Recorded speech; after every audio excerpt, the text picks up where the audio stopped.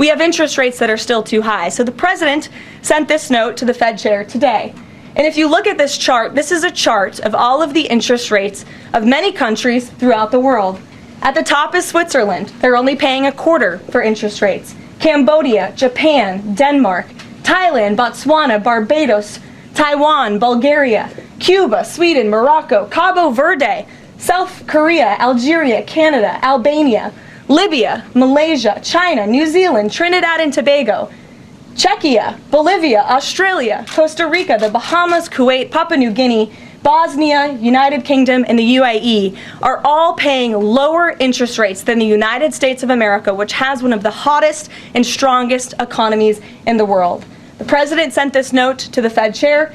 It says, Jerome, you are as usual too late. You have cost the USA a fortune and continue to do so. You should lower the rate by a lot. Hundreds of billions of dollars are being lost, and there is no inflation.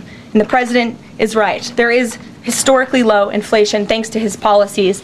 And we will continue to drive down the cost of living in this country for Americans. We will continue to deregulate. And it's also incredibly important that we pass this one big beautiful bill, which is the largest tax cuts in American history.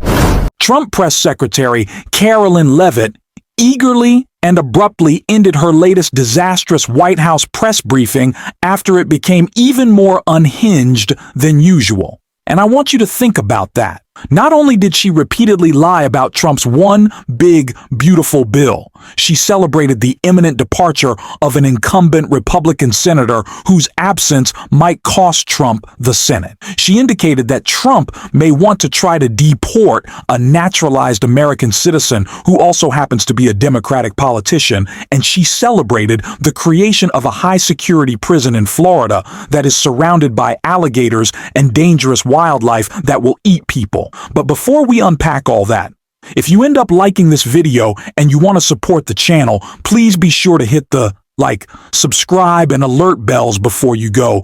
All right, friends, even by Carolyn Leavitt standards, this is unhinged, but I want to skip to the end, where after being challenged about the fiscal disaster of Trump's one big, beautiful bill, she's like, all right, I'm out, we're done.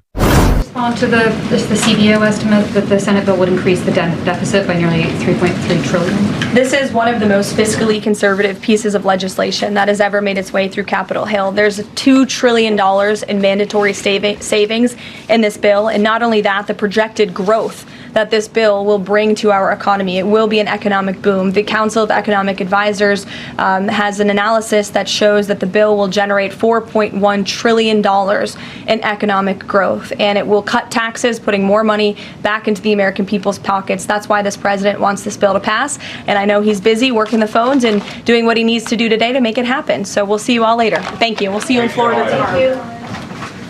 Yeah, so eager to not carry that on out. She's like, all right, here you go. Here's the talking points. Sure, these nonpartisan analyses continuously say that this is wildly fiscally irresponsible. But people who really like Donald Trump have scribbled in crayon that this thing is the best thing ever, and you suck for talking about it. Peace out. Bye, pathetic, pathetic stuff all the way around. That was at the end. So let's wind the clock back and go back to the very beginning again. And here's Carolyn Leavitt celebrating so-called alligator Alcatraz, which is going to be this high-security prison in the Florida Everglades surrounded by alligators.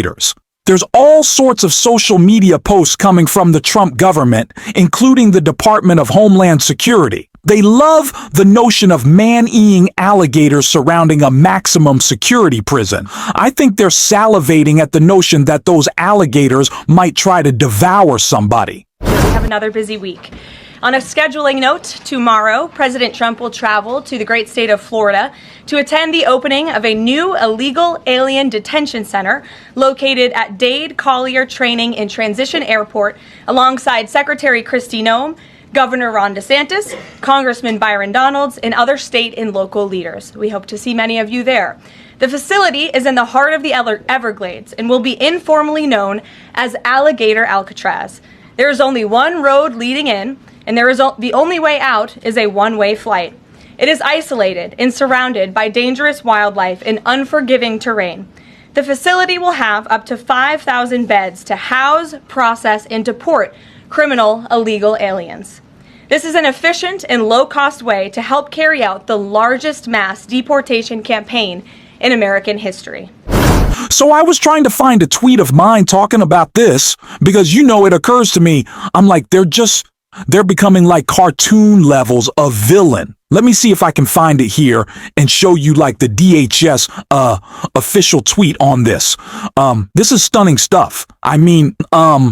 Let's see. Serious Nine's morning cartoon villain energy coming from the federal government here. At this rate, we're about 6 weeks away from DHS Gov and other government accounts unironically posting like this. And I have a gift of Skeletor here, in parenthesis, laughs in evil. Again, just like highly dangerous wildlife, and you can just see like the evil mania in her eyes. This is so weird. These people can't help themselves. It's full on Legion of Doom energy. I digress. Here's another clip. The one problem that remains is high interest rates for the American people. The American people want to borrow money cheaply, and they should be able to do that. But unfortunately, we have interest rates that are still too high. So the president sent this note to the Fed chair today. And if you look at this chart, this is a chart of all of the interest rates of many countries throughout the world. At the top is Switzerland. They're only paying a quarter for interest rates. Cambodia, Japan, Denmark, Thailand, Botswana, Barbados, Taiwan, Bulgaria, Cuba, Sweden, Morocco, Cabo Verde, South Korea, Algeria, Canada, Albania, Libya, Malaysia, China, New Zealand, Trinidad and Tobago, Czechia, Bolivia, Australia, Costa Rica, the Bahamas, Kuwait, Papua New Guinea, Bosnia, United Kingdom, and the UAE are all paying lower interest rates than the United States of America, which has one of the hottest and strongest economies in the world. The president sent this note to the Fed chair.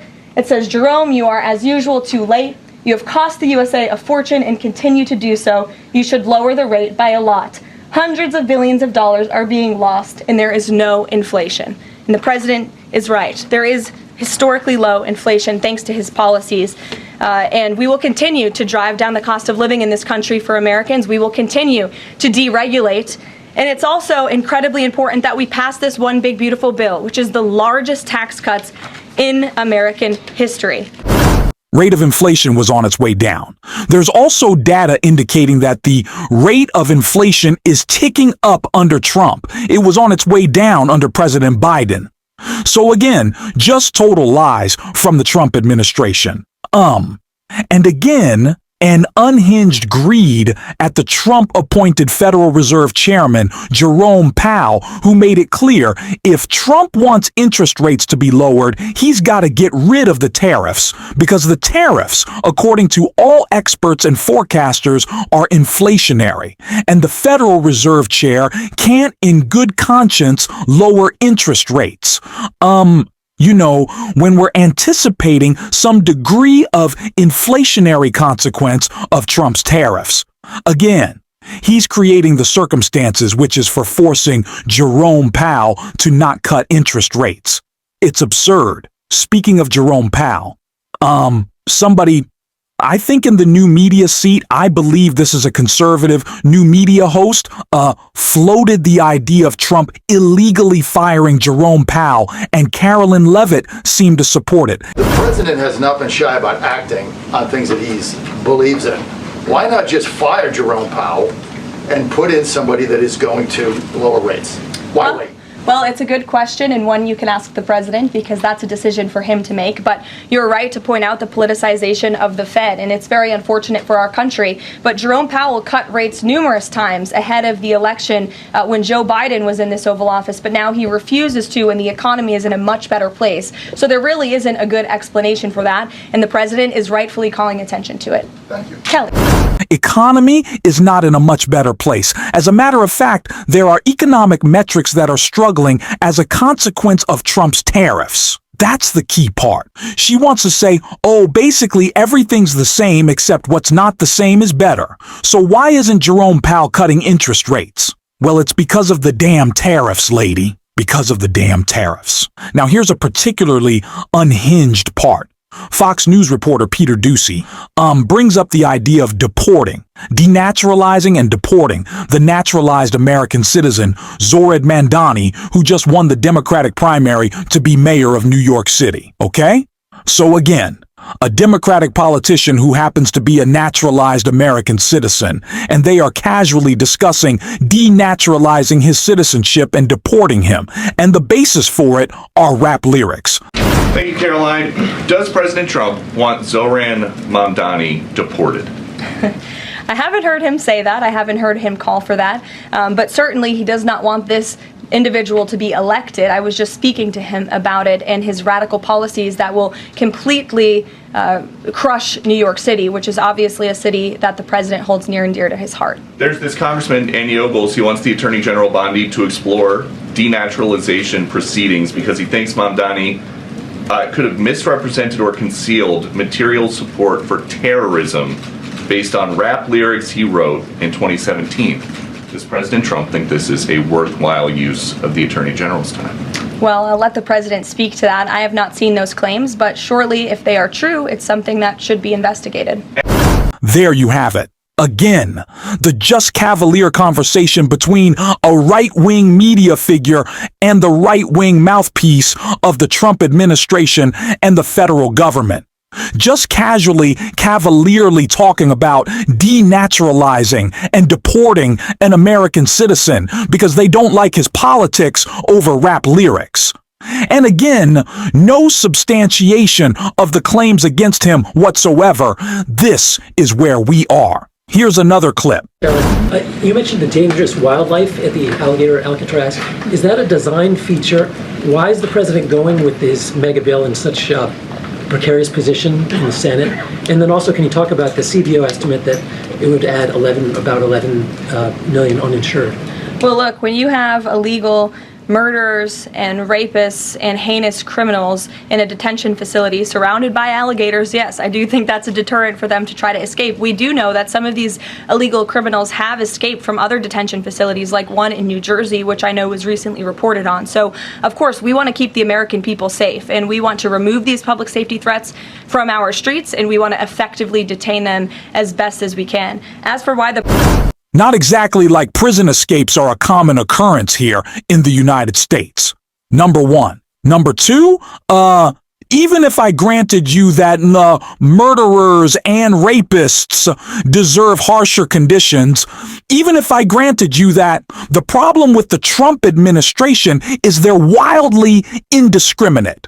And they've made all sorts of allegations about undocumented immigrants and documented immigrants and American citizens and their children over the past 6 months that have been wildly unsubstantiated.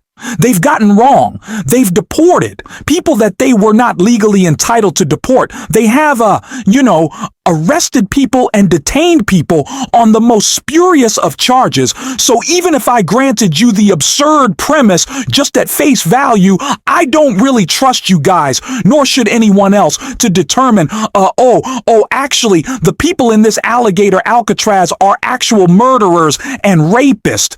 But again, this is what it's not about that. It's just the normalization and desensitization regarding cruelty. This is a slippery slope, and they're eager to be on it. Here's another clip. Sure. Yeah, thanks, Caroline. What is the White House's response to Senator Tillis's criticism articulated from the Senate floor yesterday, in which he said passing the big, beautiful bill would betray President Trump's promise to protect Medicaid? Well, he is just wrong. And the president and the vast majority of Republicans who are supportive of this legislation are right. This bill protects Medicaid, as I laid out for you, for those who truly deserve this program, the needy, pregnant women, children, sick Americans who physically cannot work. And what it does is it ensures that able-bodied Americans who can work 20 hours a week are actually doing so, and that will therefore strengthen and protect those benefits for Americans Americans who need it, as well as cutting out the waste, fraud, and abuse, as well as getting 1.4 million illegal aliens off of the program. So all of those measures are actually going to protect it for those who need it. That's the president's position, and that's what this bill does, and that's why Republicans need to vote for it and get it to the president's desk. That kind of criticism from a Republican senator, is that reason for concern for the passage of this? No, it's not. We're confident this bill is going to be back at the White House by the 4th of July. Stephen. Thank you, Caroline. 2 questions. So all the nonpartisan analyses have consistently shown that this is going to weaken Medicaid and actually increase the number of people uninsured. So she's just lying her ass off per usual and offers no substantiation to the claims. In this particular clip, she launches a wild attack on CNN over a clip she admits she hasn't seen. I just watched a CNN segment on a new app called Ice Block, and it kind of appeared to be promoting this app where you can tell people where ICE agents are. Given the recent rise... An app that tells people where ICE agents are? Yes. And given the rise, I believe 500% increase in assaults on ICE agents, I wanted to see if you could comment on that and why CNN would be promoting such an app. Well, it's a very good question. I'll have to go back and watch the clip myself, but surely it sounds like this would be an incitement of further violence against our ICE officers. As you know, as you stated, there's been a 500% increase in violence against ICE agents, law enforcement officers across the country who are just simply trying to do their jobs and remove public safety threats from our communities. And that's something we as Americans, including journalists at CNN who live in many of these cities where illegal aliens are hiding and were let in from the previous administration, should be very grateful for. So we haven't seen the clip. We'll take a look at it, but certainly it's unacceptable that a major network would promote such an app that is encouraging violence against law enforcement officers who are trying to keep our country safe. Caroline? She hasn't seen the clip as she's accusing CNN of inciting violence against ICE agents. Interesting. And she got that question from a Daily Wire host. The Daily Wire, of course, not particularly known for their veracity, right? Again, she gets another question about Medicaid on the reconciliation bill. Senator? On the reconciliation bill, Senator Tillis from the floor yesterday seemed to suggest President Trump was getting bad counsel on the effects of the bill. Is President Trump aware of the analyses, and there are several of these, that suggest if rural hospitals potentially close, if there are Medicaid patients in the millions that become ineligible for that? Yes, and that claim is just simply untrue. Rural hospitals comprise 7% of all hospital spending on Medicaid, and that illustrates that they have not benefited from the massive increase of waste, fraud, and abuse under the Biden administration. So this bill strengthens Medicaid. It will protect those benefits that hardworking Americans need, and that's why the president wants this bill to pass. The senator was wrong. The president put out a Truth Social post addressing it, and then the senator announced he's no longer running for office anymore. So I think that case has been closed, and the White House is continuing to focus on getting this legislation to the president's desk for his signature. Go ahead. Thanks for watching this video, and if you stuck around to the end, drop a blue heart in the comments, and until next time, I'll see you soon.